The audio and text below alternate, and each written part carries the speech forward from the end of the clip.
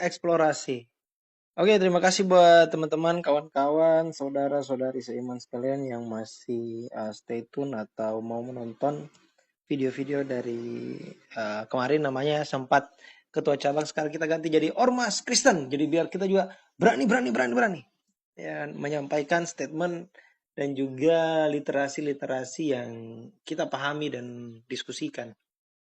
Di video pertama kemarin saya coba nonton ulang dan lihat memang banyak ya kalimat-kalimat atau statement-statement yang berulang yang tidak sinkron juga pada akhirnya antara penjelasan setelahnya dengan yang sebelumnya. Jadi buat rekan-rekan sekalian, saudara-saudara, mohon dimaafkan. Ya, namanya juga berbagi ilmu. Ya, saya ini orangnya terbiasa tidak dengan sebuah skrip ya, harus terpaku pada satu naskah yang sudah ditulis. Jadi kan kelihatannya kagu gitu. Jadi mengaril aja ngobrol. Yang penting kawan-kawan paham maksudnya ya intinya ya. Kalau tidak paham ya udah. Makanya itulah gunanya kolom komentar. Kita berdiskusi. Nah, kali ini tema yang kita mau angkat atau mau bawa itu tentang seperti yang di thumbnail ya. Thumbnail bahwa Tuhan Yesus atau Yesus kala voting. Nah, untuk konteks firman Tuhan yang kita pakai hari ini itu diambil dalam Matius 27 ayat 11 sampai ayat 11 sampai berapa nih panjang juga? 16. Tapi Bang Ormas akan ambil dari ayat 15-nya saja, 15 sampai 26. Sekitar 12 ayat ya untuk kita baca. Nah, ada beberapa juga di sini literasi Alkitab tentang mana dia itu?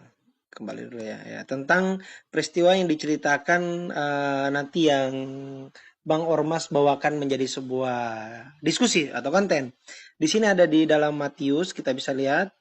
Ada juga di dalam Lukas, ada juga di dalam Yohanes. Ini gara-gara tulisannya ini.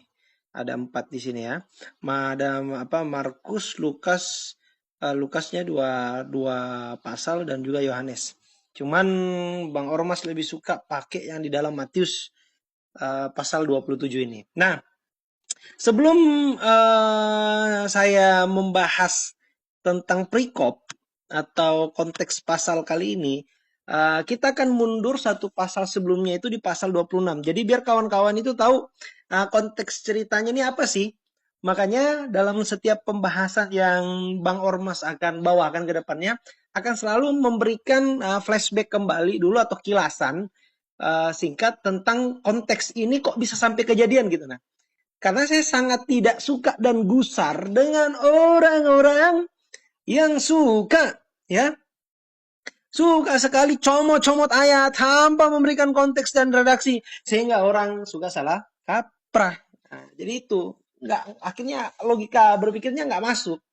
Ya kan? Nah, jadi di ayat 26 sebelumnya itu kalau kita mundur lagi sih panjang ya, akan menjadi sebuah cerita kan, jadi timeline kan. Tapi ini yang paling cocok ngambilnya dari 26. Nah, jadi gini, di pasal 26 ini sebenarnya Yesus itu sudah mengatakan dengan jelas ya. Nah, di sini ya. Yesus itu sudah mengatakan dengan jelas, ini bukan prediksi. Catat sekali kawan-kawan. Bukan prediksi, bukan juga lamaran, tapi sebuah perkataan yang terjadi maka terjadilah pasti, logos firman. Ya, beda tuh kalau di dunia nyata atau di film-film atau dimanapun akan ada istilah ramalan cuaca, ramalan nasib, horoskop, ya kan? Atau prediksi skor. Tebak-tebak skor nih ya, besok kebetulan Real Madrid kalah, doi. Saya ini pencinta Madrid guys, dibantai 3-0. Jadi Yesus itu nggak pakai prediksi, nggak pakai tebak-tebakan, nggak pakai ramalan, tapi dia langsung berkata. Nih kita baca dulu ya di ayat 1 dan 2.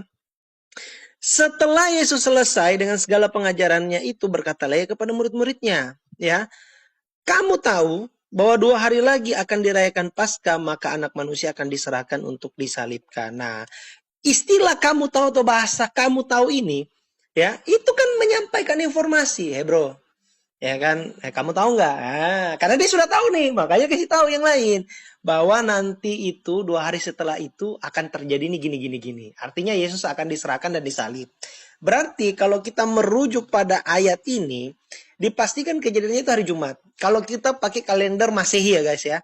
Jadi saya nggak akan pakai penanggalan atau kalender Yahudi atau mungkin Arabik yang pakai Masehi, ya kan? Sorry, Masehi, apa ya kalau teman-teman Muslimnya? Hijriyah, ya tahun kalender Hijriyah. Kalau kita masih ya kan. Nah, ini kejadiannya hari Jumat. Karena 2 hari lagi itu kan berarti Sabtu Minggu. Ya benar ya. Nah, jadi inilah asal muasal konteksnya nanti sebelum kita masuk ke pembahasan inti. Yesus itu sudah mengatakan bahwa 2 hari lagi dengan tegas dia pasti akan ditangkap. Dan setelah itu kita bisa membaca di bawahnya nanti, itu ada momen-momen epik seperti Tuhan Yesus itu diminyaki oleh seorang perempuan yang bernama Maria kalau di dalam kitab Yohanes dijelaskan ya. Jadi Maria bukan Magdalena, ya kan? Ini dia perempuan yang lain. Nah, kalau di Israel sana atau orang-orang Yahudi sana, Maria itu namanya pasaran guys. Banyak yang pakai nama Maria. Sekedar informasi. Jangan bilang cuma hanya Maria Magdalena, ibu Yesus. Beda coy. Ya kan? Maria juga ibu Yesus ya, tapi bukan Magdalena, sorry. Ya kan, bukan Maria ibu Yesus atau Maria Magdalena. Maria yang lain. Kayak di Indonesia tuh kan banyak banget tuh guys. Nama yang mirip-mirip kayak Agus, Bambang, Siti, Nur, ya kan? Ya kayak gitu. Ya kan, bukan hanya satu nama Agus. Bahkan Agus itu top 3 kalau nggak salah. Nama yang paling banyak dipakai di Indonesia, hampir jutaan orang. Semoga nggak salah ya, nanti bisa dikoreksi. Nah, jadi ada kejadian menarik, epic moment di sini. Di sinilah akhirnya Yesus tuh ditegur, bukan Yesus yang ditegur, perempuan itu yang ditegur. Kenapa nggak dijual aja tuh minyak, ya kan? Kasihan bisa dipakai uangnya. Tapi Yesus membela perempuan itu. Dan ada kejadian-kejadian epik selanjutnya lagi seperti Yudas mengkhianati Yesus ya. Di sini ya kan, terus itu perayaan Paskah bersama murid-murid Yesus ada juga di sini. Terus nanti Petrus mengangkat Yesus yang berkokok 3 kali itu. Ya mana itu, nah Petrus akan menyangkal Yesus hingga nanti kejadian di Taman Getsemani. Oke? Yesus berdoa dan akhirnya ditangkap hingga masuklah kita pada kejadian di Matius 27 ayat 11 tadi. Nah, jadi itu prolognya dulu teman-teman kawan-kawan. Ada banyak kejadian-kejadian menarik sebelum masuk ke dalam Yesus akhirnya nanti ditangkap. Nah, sebenarnya saya mau buat beberapa konten lagi dari kisah-kisah sebelumnya, tapi untuk kali ini Bang Ormas akan coba buat trilogi ya dari konten sebelum Yesus kalah voting ini. Jadi akan ada 2 konten yang lain itu tentang pada saat Yesus di Taman Getsemani, dia berdoa sama siapa sih? Kan bukannya dia Tuhan. Kok Tuhan berdoa sama Tuhan, kan aneh. Itulah yang orang sering hina-hina kita. Ya kan, atau menyudutkan kita. Dan ada kejadian juga pada saat Yesus diadili. Kira-kira kalau kita hidup di zaman Tuhan Yesus atau sejaman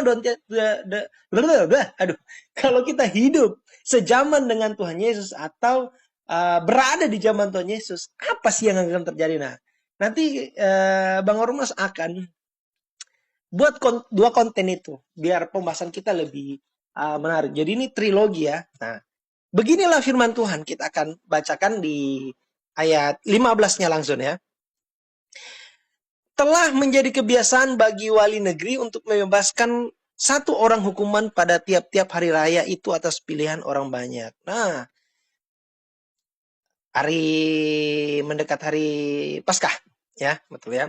Dan pada waktu itu ada dalam penjara seorang yang terkenal bernama Yesus Barabas. Ternyata Yesus itu pada saat itu juga guys banyak ya namanya ya, bukan hanya 1 ya. Cuma yang membedakan itu marganya atau pamnya di belakang ya. Kalau Yesus yang kita kenal Yesus Kristus, ya ini ada Yesus Barabas. Nah, terus di sini di ayat 17 disampaikan bahwa karena mereka sudah berkumpul di sana, Pilatus berkata kepada mereka, siapa yang kamu kehendaki kubebaskan bagimu?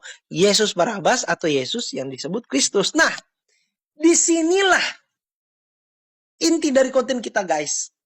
konteksnya adalah Yesus ini lagi dikasihkan pilihan antara pilih Yesus atau pilih Yesus yang satunya Barabas. Disampaikanlah ke masyarakat pada saat itu. Ya kan 18. Ia memang mengetahui bahwa mereka telah menyerahkan Yesus karena dengki. Karena Pilatus pada saat itu dikasih pesan sama istrinya, jangan ya ganggu Tuhan Yesus tuh. Nah, intinya seperti itu. Ayat 20, tetapi oleh hasutan imam-imam, kepala dan tua-tua, orang banyak bertekad untuk meminta supaya Yesus dibebaskan. Supaya Barabas, Yesus, ya betul, Yesus Barabas dibebaskan. Dan Yesus Kristus dihukum mati. Ditanyalah. Wali negeri menjawab dan berkata kepada mereka, siapa di antara kedua orang itu yang kamu kehendaki ku bebaskan bagimu? Kata mereka, Barabas. Anjay, Yesus kalah voting, bro. Kok bisa? Ya kan? Nah, ini dipertegas lagi nih. Kata Pilatus kepada mereka, jika begitu, apakah yang harus kuperbuat dengan Yesus yang disebut Kristus? Ini pintar juga Pilatus nih, bertele-tele dia, muter-muter jawaban. Karena dia juga nggak mau sebenarnya Yesus itu dihukum. Ya kan? Nah, mereka semua menjawab kompak, iya harus disalibkan. Nah, katanya, tetapi kejahatan apa yang telah dilakukannya, namun mereka makin keras berteriak, ia harus disalibkan. Ibarat nih, Pilatus, janganlah disalib, kasihan. Apa sih salahnya? Tapi nggak didengar, bro. Mereka langsung bilang, no. Aduh, geser lagi kan. Nah, mana dia tadi? Berapa sih? Ya, ini dia. Nah, nih. Tapi mereka itu tetap harus disalibkan nih. Oke? Nah, sampai di ayat ke-25 ya. Akhir perikop yang kita bahas pada hari ini. Dan seluruh rakyat itu menjawab, biarlah darahnya ditanggungkan atas kami dan atas anak-anak kami. Lalu ia membebaskan Barabas bagi mereka, tetapi Yesus disesahnya harus diserahkan untuk disalibkan. Saya ada hitung kata penyaliban itu 1, 2, 3. 3 kali disebut. Ini sudah tanda-tanda alam kali ya. Ya kan? Nah, ini hal yang paling lucu guys, ya kan? Kalau hari ini ya kita bilang ya, dilakukan pemilu, ya kan? Antara dipilih nih Yesus Kristus atau Yesus Barabas untuk disalibkan, sudah pasti Yesus kalah telak, coy. Bayangin, sekelas Tuhan Yesus, coy, kalah telak. Nih contoh nih ya, lagi baca perolehan suara nih, kita didapat kertas nih kan di TPS nih masing-masing. Disuruh pilih Yesus Barabas atau Yesus Kristus. Masuk nih, pilih TP satu-satu, coblos tek dibacalah. Barabas, iya, 1 suara. Barabas, iya, 1 suara. Mungkin setelah baca 50 sampai 100 kali ya, 100 kertas suara. Barabas, iya. Barabas, yo. Barabas, yuhu. Anjay. Udah capeknya. Yesus aja kalah pemilihan, cu. Kalah. Ya. Kalah, Cok. Ya, ini mohon maaf, saya kebiasaan bilang Cok ya. Cok itu bukan yang sering orang sebut ya, jangan Cok ya, bukannya, tapi Aco. Di daerah kami atau di tempat saya itu teman saya banyak pakai nama Aco. Jadi sering kita jadikan guyonan tuh Cok, bukan jancok ya. Sekali lagi saya garis bawahi, Cok itu yang kalau saya maksud tuh Aco. Karena kita punya tradisi atau lingkungan saya yang seperti itu. Biar teman-teman paham. Nah, akhirnya Yesus pun disalibkan. Nah, buat kawan-kawan sekalian nih, saya cuma mau bilang, sekelas Tuhan saja itu bisa kalah pemilihan, bro. Apalagi kita. Jadi nggak usah takut atau kecewa kalau kiranya lu maju dalam suatu momentum pemilihan dan lu kalah, kecuali caleg ya. Catat, kecuali caleg, jangan pakai perkataan saya, statement saya untuk membela Anda, tidak. Dan sejenis-sejenisnya, kalau dia punya motivasi yang buruk. Ya, mohon maaf, saya nggak senang dengan legislatifan yang kayak gitu, guys ya. Dan sejenisnya lah intinya. Kalaupun Anda kalah pemilihan, tapi motivasinya benar, ya percayalah bahwa pada akhirnya kebenaran itu memang tidak harus selalu menang. Kebenaran itu memang tidak harus selalu menang. Tapi kebenaran itu pasti akan dikenang. Oke, anjay. Kebenaran itu tidak harus selalu menang, tapi kebenaran itu pasti dikenang. Karena kebenaran tetaplah akan menjadi kebenaran. Ya, seperti pepatah mengatakan bahwa bangkai akan selalu tercium. Oke.